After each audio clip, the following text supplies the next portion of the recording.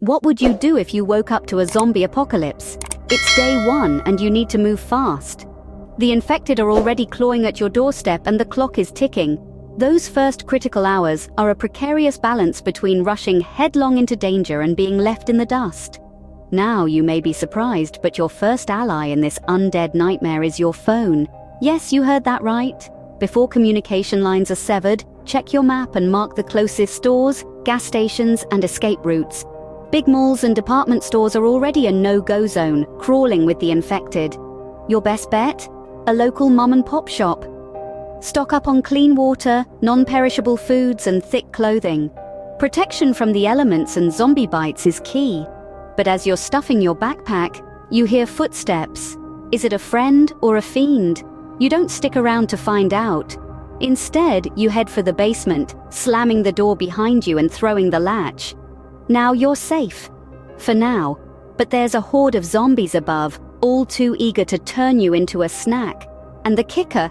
You have to survive this for a whole week. But there's a light at the end of this grim tunnel.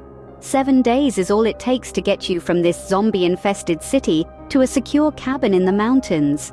Sure, it's not going to be a stroll in the park. There'll be close calls, heart-stopping moments, and times where you'll wish you were anywhere but there. But remember, survival isn't about being the strongest or the fastest. It's about making smart choices, staying calm, and never giving up. The good news is, that's just enough time to get you out of a zombie-infested city and into a secure cabin in the mountains. It's not going to be easy, but we'll take it day by day. Rise and shine. You've got a big day ahead of you. It looks like whatever was stomping around the store last night moved on. You should follow suit. Today, you're going to need something to defend yourself. Now, you might think gun store, right? Wrong. People are panicking, and panicking people with guns is a recipe for disaster, so that's off the table. Instead, let's think sports. Remember passing that sports store a couple of days ago? That's your next destination. Baseball bats, hockey sticks, anything with a good swing to it is going to be your best friend. It's not a machete, but it's a start. So you've got your weapon of choice, and it's time to get some hitting practice in. Now, you're not trying to knock a home run here. Your aim is to incapacitate, not send zombie heads flying into the stratosphere. Remember, conserve your energy and aim for the head.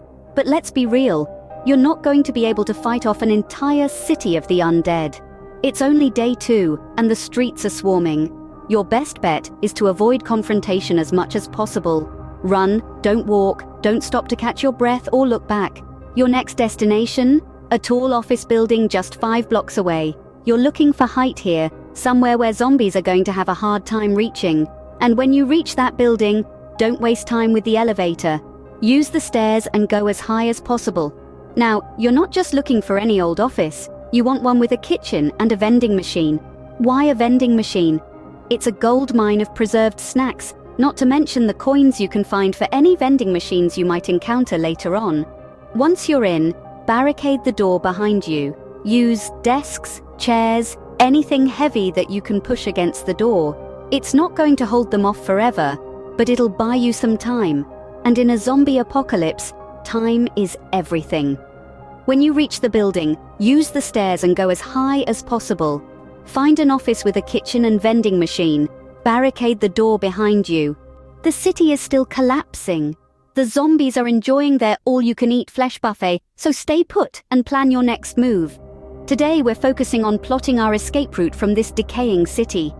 This is going to be a critical step in our survival. Without a planned route, there's a good chance you'll run blind, straight into a horde of the undead. So, let's avoid that, shall we? You should have already marked the nearest stores and gas stations on your phone's map. But remember, your battery won't last forever. That's why we're going old school. Grab a pen and some paper from around the office. Now, draw a map of your escape route. Remember to avoid highways. They're death traps. Think of all those cars piled up, all those people trying to escape now turned into zombies. Instead, look for back roads, alleyways, and paths through parks. Less likely for traffic and hopefully fewer zombies. Now, let's talk about refueling points. On your map, mark gas stations and stores you can loot for supplies along the way. You'll need to keep your strength up and your vehicle fueled. While you're in this office, make the most of it. Search every nook and cranny for supplies. Look for food, clean water, even a first aid kit. You never know when you'll need to patch yourself up. And don't forget to fortify yourself. Find some more magazines and tape. Wrap them around your arms to create makeshift arm guards. They won't stop a bite, but they might just buy you enough time to get away. Planning is half the battle in this new world. It's all about thinking ahead, anticipating problems, and coming up with solutions before they become life or death situations. Now would be a good moment to watch a zombie fighting tutorial, but all networks are down, what with the end of the world and everything. Better hit that subscribe button and watch all of our survival tips before it's too late. An explosion wakes you up. It's time to make your move. The city is no longer a safe place to be. The longer you stay, the more danger you're in. The infected are everywhere, and they're not the only threat. There's also the risk of being caught in the crossfire between desperate survivors and military operations. So you've got to get out, and fast. Your destination is the outskirts of the city, but getting there won't be easy. The streets are a maze of abandoned cars, debris, and of course zombies. You'll need to move quickly, but also quietly. The infected are attracted to noise, and the last thing you want is a horde of them on your tail. Start by gathering your things.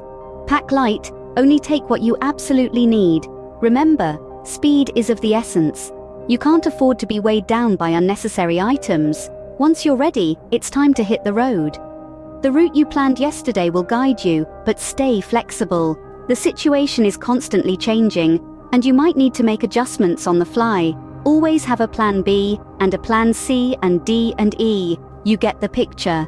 As you navigate through the city, keep your eyes and ears open. Pay attention to your surroundings. Look out for any signs of the infected. Bloodstains, broken windows, strange noises. Stay vigilant. A single mistake could cost you your life. Avoid confrontation whenever possible. Remember, your baseball bat is for defense, not offense. Your primary goal is to escape, not to fight. If you encounter a zombie, try to sneak past it. If that's not an option, distract it. Throw a rock, a can, anything that makes noise, and then run. And finally, keep moving. Don't stop, don't look back. It's a long journey, but you can make it. You've got to make it. Every step takes you further from the chaos of the city and closer to safety. As you make your way towards the outskirts of the city, remember that the key to survival in a zombie apocalypse is to stay alert, stay quiet, and stay moving. You've made it out of the city, but the wilderness has its own challenges. You've swapped the concrete jungle for the real one, and while there are fewer zombies out here, the dangers are just as real. Day 5, you need to find a safe and secure shelter. Now, you're not looking for a 5-star hotel here. What you need is a place that's off the beaten path, ideally somewhere high up. A cave would be perfect, but an abandoned cabin or a dense thicket of trees can also do the trick. Don't forget to camouflage the entrance to keep it hidden from both the undead and the uninfected. The last thing you want is to alert others to your sanctuary. Day 6, it's time to hunt for food. Remember those zombie movies where the survivors are always scrounging for canned goods? Well, that's not going to be you. You're going to live off the land. Learn how to set traps for small game, identify edible plants, and fish if there's a water source nearby. Just remember, cooking food can attract attention, so keep your fires small and smokeless. Day 7, and this might be the hardest one yet, avoiding contact with other people. You'd think in a zombie apocalypse, humans would band together. But fear can make people do crazy things. It's safer to assume anyone you meet could be infected or desperate enough to harm you. So keep your distance, stay quiet, and avoid confrontation at all costs. Now, let's be honest here. Surviving in the wilderness during a zombie apocalypse is not a walk in the park.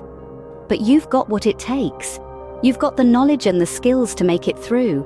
Remember, your survival depends on your ability to adapt and think on your feet. So stay smart, stay safe, and most importantly, stay alive.